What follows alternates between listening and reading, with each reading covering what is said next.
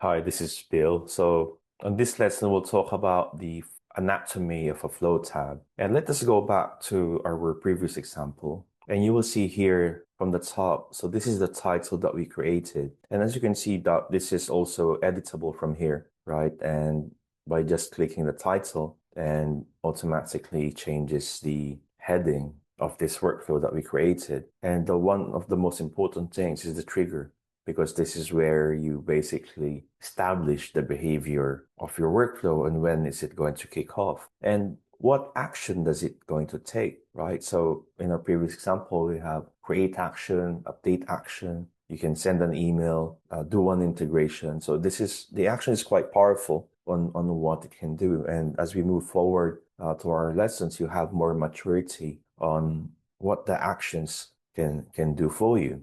And as we move to the top right, you will see this question mark. So this help panel gives you the ability to have more information. It redirects you to the documentation to strengthen your understanding how to use the flow designer and so on. So this is quite powerful. When I was starting, I was doing a lot of hands-on exercise, reading the documentation, and of course, applying my experience. And from there, it will consolidate and firm up your skill set, that ensuring how the technology basically works in relation to your requirement. So as we move to the lower left, you will see the status of your workflow. Is it on a draft state? Is it on go as I move to the right?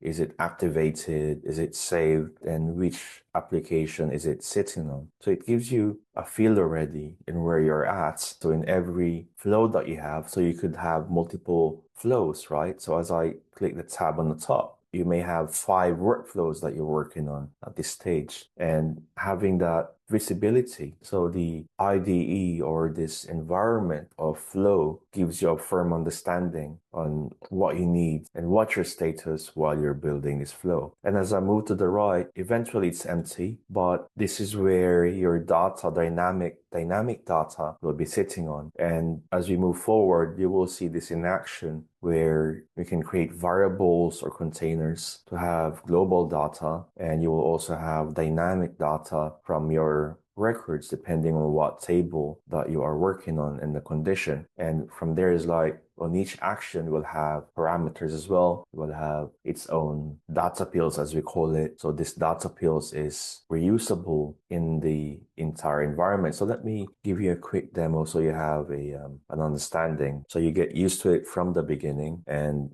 from there is like, as you can see on the right, it's already giving us a picture. So you have, as we pointed it to the incident record, we have data pills already. And let's move forward. Like, for example, we will be creating an action, which is create record, right? So let's say in every record created in an incident, depending on the condition, we are also creating a problem record. So you can see that on step 1 trigger, now we have step 2 or step 0, step 1, right? You have the problem record. And from there is like, we can create a problem record. And let's say we're going to add a description. And from there is like the description, and we could populate it easily, let's say from a short description from the originating action or trigger. So it can be both an action or a trigger, right? And we could just drag it there. And as we create this problem record, right, then you can see that our data pills are globally available to your actions. Thank you so much for watching.